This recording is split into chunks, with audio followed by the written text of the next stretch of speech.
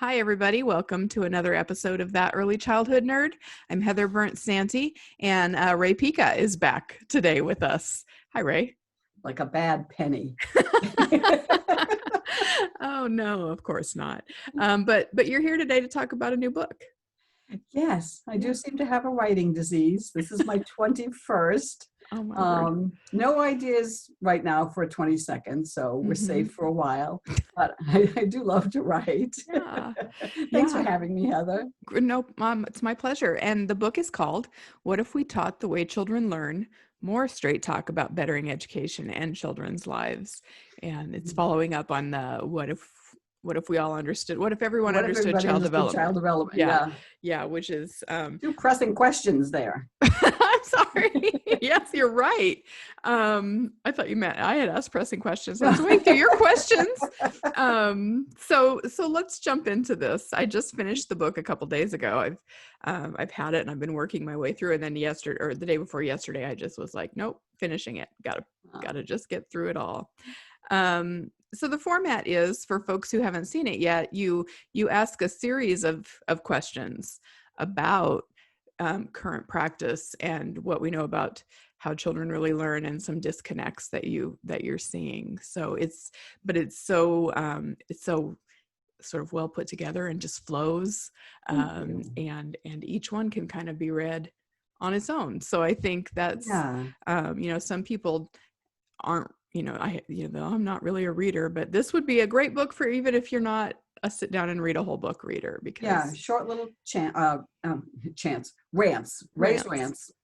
Short little chapters or essays, whatever you want to call them. And with they lots don't have to be read in a particular order. If something resonates with you, or you're having a certain issue, you can turn to that particular rant, and resources then at the end of each of those rants, so we can get I mean, if you want to take it further, there are other places to look for sure. And then some guidelines as to what you can do in your own practice. So it's just a really good combination for me of like theory and actual practice. And I think a lot of times some people think that's what's missing, and that's why they don't just read a book because it's theory.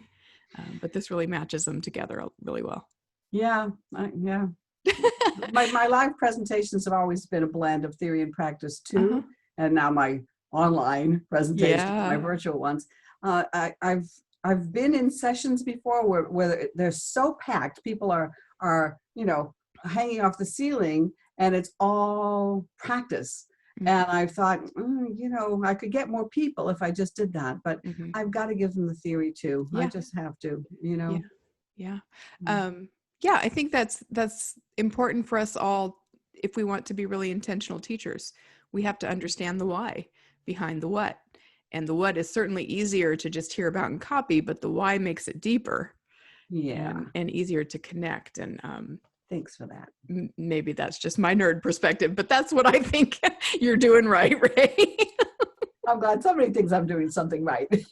All right. I'm going to read the quote that I've got picked from the book to start our conversation. And it's actually just right in the introduction. You say, "I don't believe that natural childhood behaviors should be pathologized, nor do I believe that they should be merely tolerated. Rather, I wish that we could celebrate all that childhood involves." So I'm going to ask you in just a minute to tell me more about why you wrote that. But I first want to say that I also just appreciate anytime people talk about childhood rather than specifically this little classroom situation we've got. We're thinking about their whole childhood and what they need as whole children. Yes. And I am for 40 years. For 40 years, I've been dedicated to the development and education of the whole child. Yeah, so often we pretend they only exist from here up, and it's just ridiculous. And that attitude is doing children a lot of harm, because the failure to realize that the mind and body are connected is what keeps them seated. They have to sit to learn, which is ridiculous. And it's the reason why 40% of elementary schools in this country have eliminated recess, because we fail to understand that the body has to be part of it too. And that, again, is part of childhood. Yeah. It's what Mother Nature intended. Yeah. I think it's not more important now, but differently important maybe now that so many children are having to do virtual learning. Even in, young 3, 4, 5-year-olds are being asked to participate in virtual learning, because that really takes the expectation of no movement kind of to another level for me. And I've been getting lots of emails from parents who I know and have worked with who want tips for keeping them still while they do their e-learning. And I was like, well, my tip is that you have a conversation with the teacher and share this information. Good for you. Yeah. I mean, two things spring to mind when you say all that. The first is a story I heard about a mom who felt guilty because she couldn't sit with her child because she was working from home. She couldn't sit with her child the whole time he was in front of the computer. And he was in front of the computer from 8 to 2. So that's 5 hours, yes? Yeah. And he was 3. Oh, 6 hours. 3 years old. And I have no idea what the second thing was because it's just left my head. Sure. Well, that hurts my heart. I mean, that's the kind of stories that I'm hearing. And if I'm honest, I'm sending them lots of things from your acting out book. Oh, thank you. Thank you. I appreciate that so much. There's so many good ideas of come to mind is that people don't realize that there's a process involved. We don't expect them to run before they crawl or walk. We don't expect them to read Plato before they know the alphabet. Yeah. I mean, these are slight exaggerations, but we expect them to sit before their bodies are prepared to sit. Yeah. And what prepares them to sit, what nature intended, is for them to move, to spin and twirl and hang upside down and jump and run and change directions and do all of those things that develop the proprioceptive and vestibular systems. The proprioceptive sense is the one that allows you to know where your body and body parts are in the space around you. So I can reach for this bottle of water and bring it to my mouth without having to watch it. I can walk up the stairs without looking at my feet. We can all do that. And the vestibular sense is, of course, related to balance. So if those aren't developed, what's happening is, and I tell the story in the book of children falling out of their seats. They are falling out of their seats. One first grade teacher described it as, watching penguins try to sit on their seat. She counted in 1 week, it happened 44 times.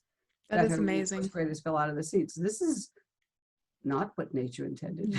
No. And so it's, so that just reminds me of another conversation I've had with a parent recently regarding virtual learning specifically, but they just wanted, their child wouldn't sit in front of the computer. So they're asking me for fidget ideas, and fidget ideas are fine, but they don't meet that need for whole body movement that you're kind of describing that needs to happen before those senses are developed that will allow them to spend the time if they absolutely have to spend the time looking at the computer or sitting still in school. Yes, there's no reason why virtual learning can't also include the brain breaks, and that we can't respect the nature of children, because children naturally have alternating vigorous and quiet periods.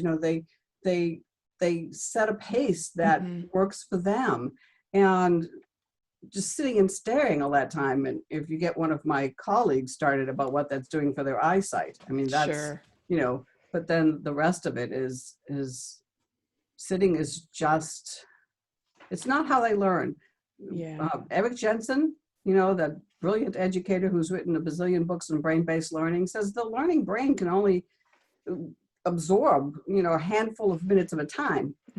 And after that, it's senseless. So if we're sitting a 3-year-old in front of the computer for all that many hours, it's pointless. Yeah. And they're going to hate learning.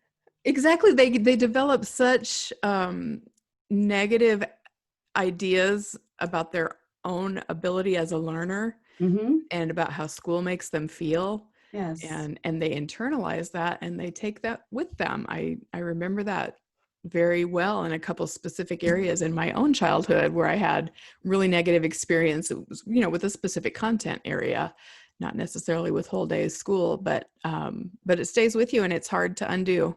It does As you stay get with down there. you. Yeah, It really does. And that's also part of the reason I believe that they're acting out, sure.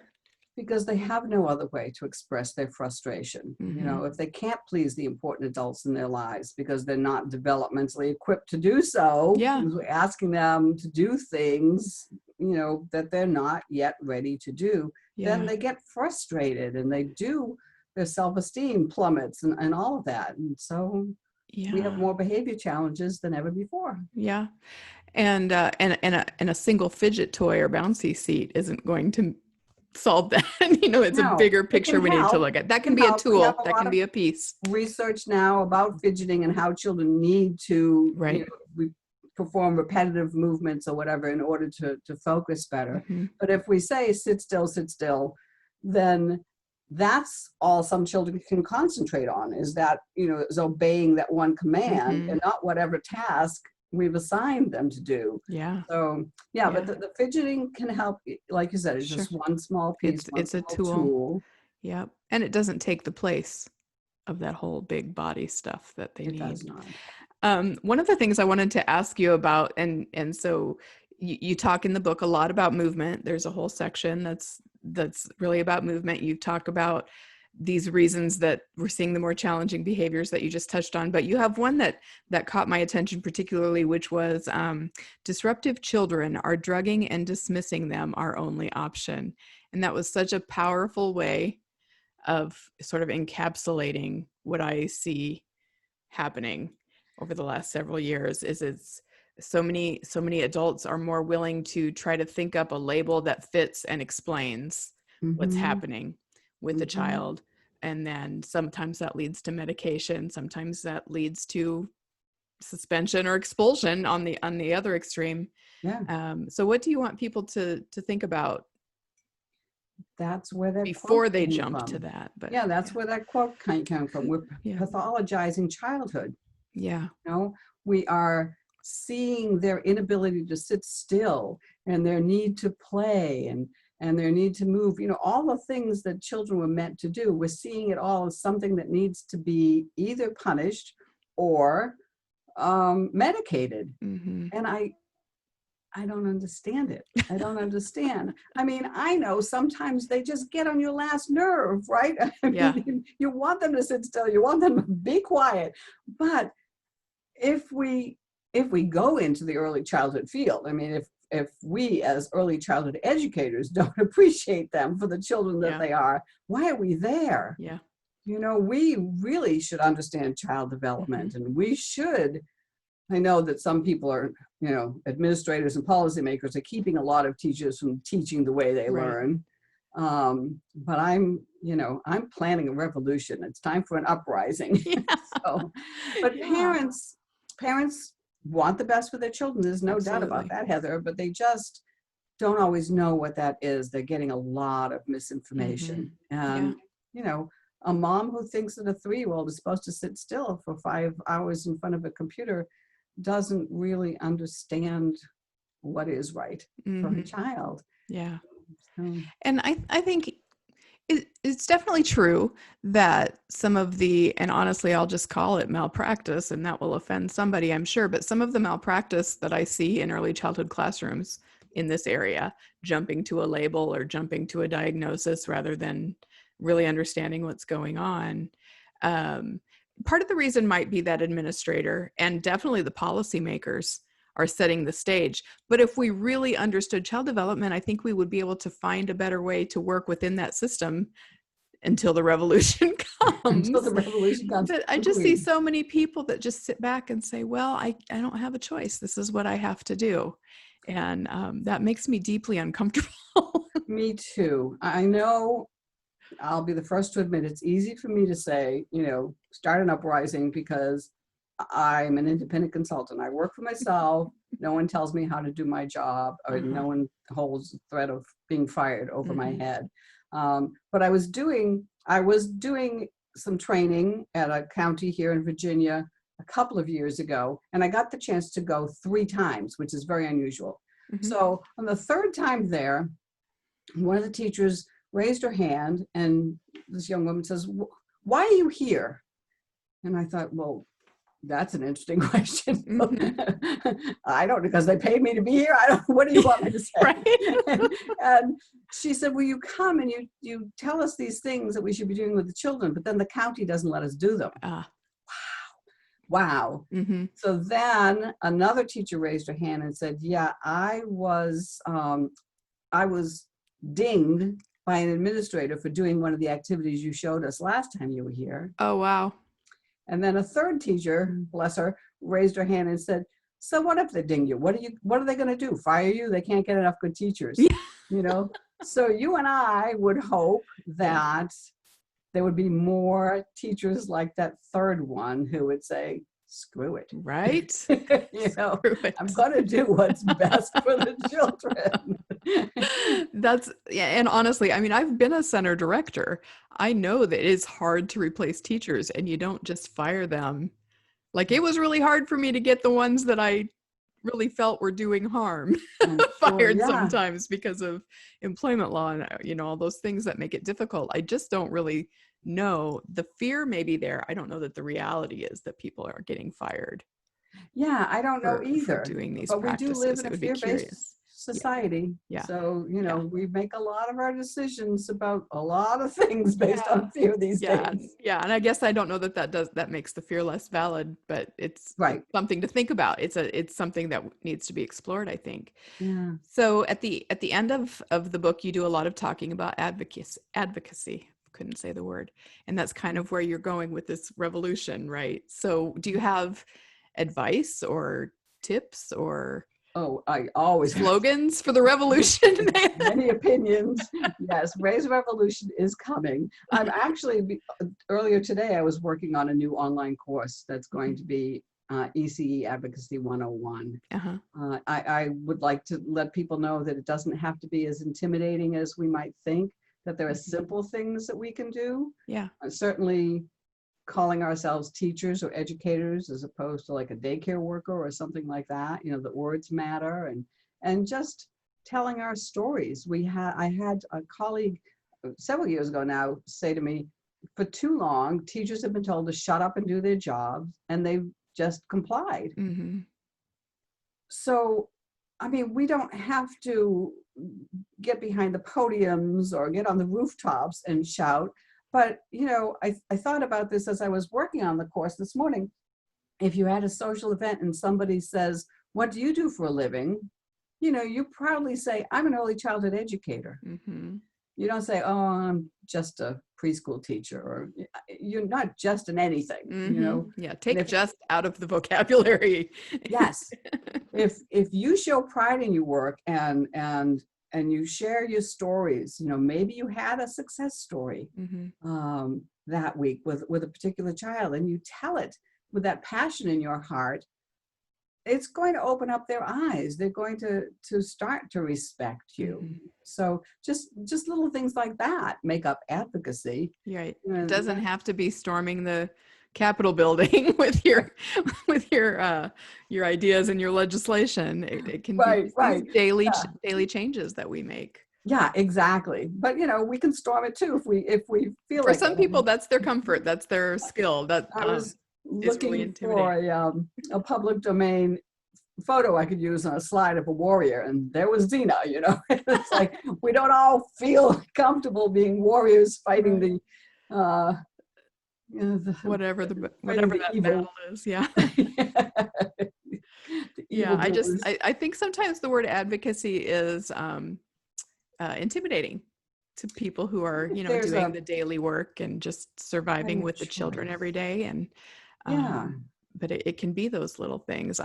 One of the highest compliments I've ever been paid, and this was just within the last couple of years, a colleague said to me, "I think potential volunteers should all talk to you, because I can't imagine anyone listening to you talk about children and not wanting to do something about it." And so that, for me, that was like, so that's my advocacy right now, is I'm just within my circle, within the people that I come in contact with. And of course I have a broader circle because of the podcast and the internet. things. But just to tell my stories and share my passion is a piece of that advocacy, and we can all do that. Absolutely. And you know what they say about ripples in the pond. I mean, you know, it Sure. eventually becomes a big old wave. So Yeah. yeah, maybe there's a better word. I'll have to look for synonyms for advocacy so that it doesn't scare people off. Yeah. I do like the idea of, and you touched on this, that sometimes just changing the language we use changes how it's received, but also it changes how we think and how we act. And so if advocacy is intimidating, what else could we be talking about? Pushing back is really a scary way to talk about it, I think. It is. But One of the there's chapters something. is what if early childhood educators push back? Sure. I mean, because you have to imagine if they hadn't shut up and done their jobs, you know, if they said, hey, no more, no mas, basta, Yeah. as we say in Italian. Yeah. I used the example of the Seattle teachers who weren't going to do that MAP test anymore because it was taking time and money and energy, and it had nothing to do with what they were learning. I don't know what the heck those initials stood for, but they just said, basta, we're not, you know, enough. We're not doing it anymore. Yeah. And they stood together. That's a big part of advocacy. You know, don't try to go it alone. And of course, now we've got the internet and all, so that people all around the world were able to stand with them. Right. They won that battle, you know? Yeah. I think we have power we don't realize. And we have that fear that gets in the way of, well, what if something bad happens to me? Of course, I don't want anyone to be unemployed because they, you know, took a stand. But I think if we had, I think we have the numbers. Yes. And I think we have more of us than them. Yes, right? and we have the passion and the expertise. And if we did just ever decide to all just stand together and head up that hill together, then we would see that revolution. Yeah, I think that it maybe is coming. You know, that we're tired of being marginalized. We're tired of not having a voice, of not having a seat at the table. You know, these people are making decisions about our profession and they don't know anything about our profession. It's ridiculous. It was in one of Alfie Kohn's books where he talked about, you know, he didn't, is it Alfie? Oh, I don't know. Somebody really good. Talking about, he didn't expect the policymakers to keep up with the research in education any more than he expects them to keep up with the research in kidney disease. The difference, he says, is that they're not telling the doctors how to do their job or when to prescribe dialysis. They're telling us how to do our job. And they, what gives them the right to do that? Absolutely. That sounds like Alfie. I'll buy that that's Alfie. Like Alfie. Or one of his disciples. Yeah, me too. But and that's a good point. And especially, you know, right now there is some optimism in the field because one of the things that COVID has done is sort of elevate our visibility and the idea that this is a public good. If we're going to get everything back on track, we're going to need childcare. Yes. We're going to need early educators. But then I'm terrified by that heightened visibility because, again, the people who are going to see that and say, oh, okay, might not be the ones that we need. Well, that's a very valid fear because that's exactly what's happened already. You know, we went along for decades just doing our thing. And then suddenly the policymakers, the politicians started noticing us, and I'm not quite sure how that happened. And it should have been a good thing. Yeah. And instead, it wasn't. No, it wasn't. Yeah. I mean, I've said before, I think we were just so happy to be allowed into the boat, and now we're afraid to rock the boat. Like we were sort of left on the outside. Now we're in there. They're using our language. They're talking about our business. But now we're like, okay, we'll just be grateful for the crumbs. And we don't speak up enough. We tend to be too humble, especially in early childhood education, because we love muffins. We're not warriors. Right. We didn't come here to fight. We didn't come here to fight. We're lovers, not fighters, as we say here in Virginia. Yeah. So, but at some point you just get really ticked off, you know?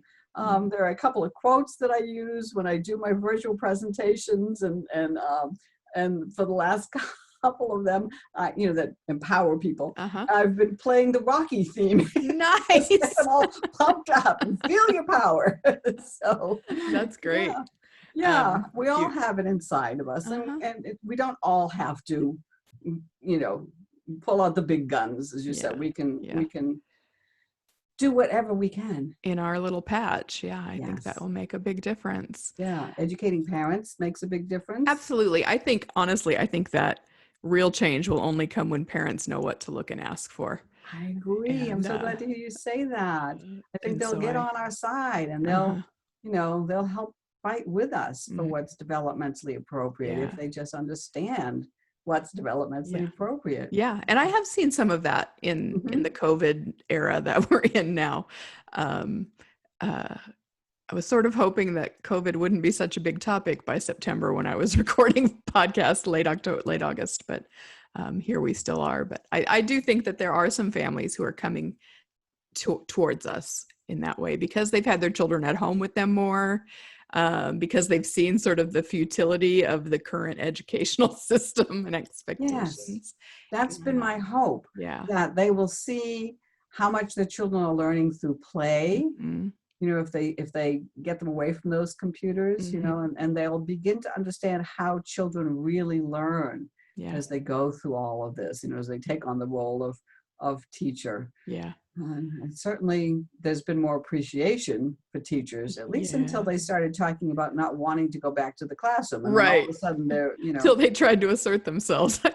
yes, No. yes, it's okay for the athletes to say, I'm opting out of this season, Mhm. so that I can keep my family safe. But a Mhm. teacher wants to keep herself, her students, and her family safe. Yep. And suddenly, she's a villain, and she's lazy, and I don't know. That was unbelievable. Watching that trend was just really unbelievable. And so I just had this story come to my mind as we were talking about parents. I have one friend in particular who was so stressed out in the early shelter in place, and just couldn't handle working on her. She was expected to still be working, but she had 2 children, and it was so stressful because she couldn't be everything that they needed her to be. And then a month and a half or so in, she was like, oh my God, if I leave them alone, they play together and I can do my work and they're getting their needs met together without me. And No. I see learning now that I didn't see. And it was like one of those Yes. Aha light from moment. heaven moments Oh, that I I love wanted to that. multiply. I love that. Yeah. I wanted to ask you, why do you think they pick on us, on early childhood teachers, or on teachers in general? Because it's all teachers who are being, Yeah. seen as villains right now. Yeah. Is it because we're nice and they're bullies? I mean, no one is Yeah. picking on the football players That's true. because, they're bigger than most people. Yeah. But, why are we so victimized? I think part of it is that no one, outside of drop off and pickup, very few of those people see what's really happening and all the things that the adults have to do in precedented times to keep children safe and Right. engaged in learning. And now we're in these unprecedented times. And a classroom that couldn't keep enough Kleenex, now is suddenly making big promises. Their administration is making big promises to do all this distancing and sanitizing and cleansing. And Right. we Right. can't, we don't have the supplies we need in Right. good times. So Everyone's I think there's just like a lack of awareness of what it's really like. And but also I think part of it is, they talk about school. What the people really need though is an economic, it's more about, I need to get back to work, so my kids need to be in school. yeah. And women primarily make up the field that they're asking to do this work. And Yes. women are expected to be carers and not Mhm. worry about compensation or themselves. We're expected to be selfless nurturers. Doesn't say that we aren't those things, but I don't know, we're not taken seriously when we ask for different consideration. You're right. I think that a sort big of part of rambled it all over the place, but I think part of it is an unawareness of what it really looks like and takes. And the other yeah, part no, is, I agree completely. I mean, we're I just hadn't supposed even to be selfless. considered the woman part, but sure. I mean, if it has to do with women, then it's going down to the bottom of the priority list. But Yeah. a lot of people do think they know what's involved in being a teacher because they've been to school, which is just ridiculous. Sure. Because Yeah. unless you've done someone else's job, you never know Yeah. everything that's involved in it. And unless you understand child development, you aren't going to see how ridiculous it is to ask them to do some of these things we're asking them to do. Yeah. I almost said post-COVID. Well, that was really optimistic, wasn't it? Right. Post-COVID, maybe Yeah. 2025 at this point. Yeah. But I think that appreciation for teachers in the beginning really came from a place of, it is hard to have my kids home with me. I'm not used to this. This isn't how I usually function. Right. So I appreciate the people who helped me with that part of my life. Mm-hmm. And now we're all in this sort of fatigue, pandemic fatigue, and we're ready to get back to normal. And so we're just not we have amnesia about those perspectives we had. Yeah, that's a good point. Ago. We pandemic fatigue is real. I mean, it real. Is hitting me. Yeah. And I go up and down. I mean, I've been alone here with the cat for 6 months now. And I, considering, thank God I've got my work and that I've been able to switch to virtual keynotes and such. Yeah. But my mood goes up and down. I mean, lying in bed a couple of weeks ago thinking, geez, at my age, I haven't got the time to waste, and I'm living a half life right now. And I'm missing out on all those experiences that I moved here just outside of DC to have. It's almost enough to make me go out, but then who's going to take care of me if I get sick? Right. Not the cat. There's nothing easy about any of it. And that is also frustrating. But it sounds like we need a Zoom happy hour. I know. I stopped ordering wine because you have to be present when they deliver the food, for the wine. But it might be worth it. Right? Yeah. Oh my goodness. I haven't stopped ordering the ice cream. So me neither. You could I found a good one. We could have a Zoom ice cream. That would be great. Yeah. Sounds good to me. Gosh. Well, this was really a great conversation to have with you, Rae. I appreciate your time so much. Thanks. I'm going to do one last plug for your book. Pop it up here on the screen so when I do the video version, they know what they're looking for. I do love that cover. Yeah, that little boy's face is just great. Just priceless. Yeah. So again, it's called What If We Taught the Way Children Learn? And you can find it about anywhere, it seems like. Yes, now. At first it was rather difficult. Yes. Everybody ordered postal things. Oh boy, there's a whole other topic. Yeah. So Rae, if they want to find you for your online classes, your website, you have raepica.com. It's real easy. I mean, everything's there. My blog. Yeah. And you're on Facebook and Twitter, so they can find you and see all those. Yes, I have a Facebook page, Rae Pica Consulting, I think it's called. Yeah, I think you're right. Yeah. Join me there. That's where I post all the good stuff. So yeah, great. It's been fun to see sort of everybody's shift to virtual. Sad that it had to happen, but fun to see all the things that people are offering in terms of virtual opportunities. We all had to get creative to starve. Yeah, for sure. And if we want to still be of service, we had to learn all of this stuff. So there's been some growing happening for all of us, I think. Yes, and we should pat ourselves on the back for that and absolutely know that it hasn't been a wasted 6 months. Yes. Yeah. So sorry, I just was like, suddenly I slipped into regular conversation. I forgot I'm recording a podcast. So thank you for being on. All those brain bubbles. Yes. Listeners will not be surprised that I lost my place. Thank you again for your time, Rae, and for the book. You. And thanks everybody for listening to another episode. Come back next week. We'll see ya.